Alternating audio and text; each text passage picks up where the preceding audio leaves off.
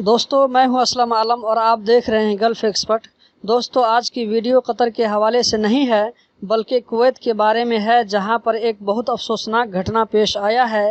ایک خادمہ کے ساتھ بہت برا سلوک ہوا ہے، پڑھ کر بہت دکھ ہوا، سوچا آپ لوگوں کے ساتھ میں شیئر کر دوں، ہو سکتا ہے اس میں نصیحت کا کوئی پہلو نکل آئے۔ واقعہ اس طرح ہے کہ جیسلین اسپانولا ایک گھریلو خادمہ کے طور پر 11 سالوں سے ایک کویتی فیملی میں کام کر رہی تھی، جس کو اس کے کفیل کے بچے نے بڑی بے رحمی سے پٹائی کی، جس کا میٹر سوشل میڈیا سائٹ اور فیس بک پر وائرل ہونے کے بعد پولیس اور فلپائن ایمبیسی والوں کی اس تک رسائی ہوئی۔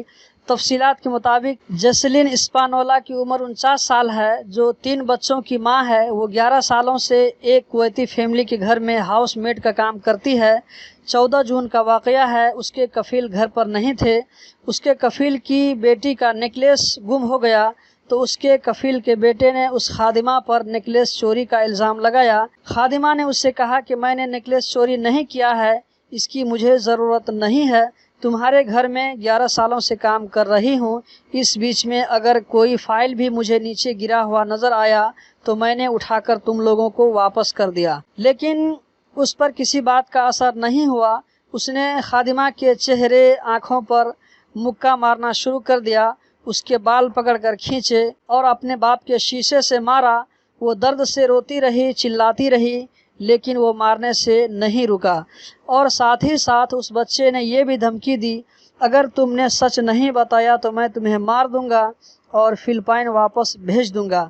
خادمہ کہتی ہے کہ میں باتھ روم کی طرف بھاگی اور وہاں جا کر چھپ گئی۔ وہ کہتی ہے کہ یہ بات بڑی تکلیف دہ ہے کہ جس بچے کو میں نے 11 سالوں تک اس کا خیال رکھا، آج وہی اسے مار رہا تھا۔ اس وقت اس کے کفیل گھر پر نہیں تھے۔ اس پٹائی سے اس خادمہ کو سخت چوٹیں آئی۔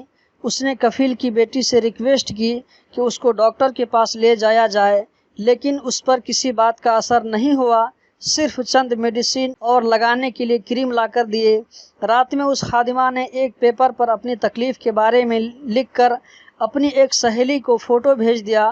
اس کی سہیلی نے اس فوٹو کو فیس بک پر شیئر کر دیا اور لوگوں سے ریکویسٹ کیا کہ اس کو شیئر کر کے فلپائن ایمبیسی تک پہنچایا جائے۔ اس طرح یہ فوٹو سوشل میڈیا پر وائرل ہو گیا۔ کویت پولیس اور ایمبیسی والے اس تک پہنچ گئے اور کفیل کے بچے کے خلاف کیس درج ہو گیا۔ فلپائن ایمبیسی نے قانونی کارروائی کے لیے صلاحکار سے رجوع کیا ہے۔ اسپانولا اب پولو گوا کی حفاظت میں ہے۔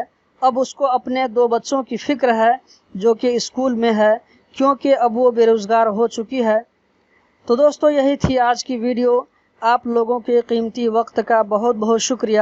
آئندہ ویڈیو قطر کے بارے میں ہوگی۔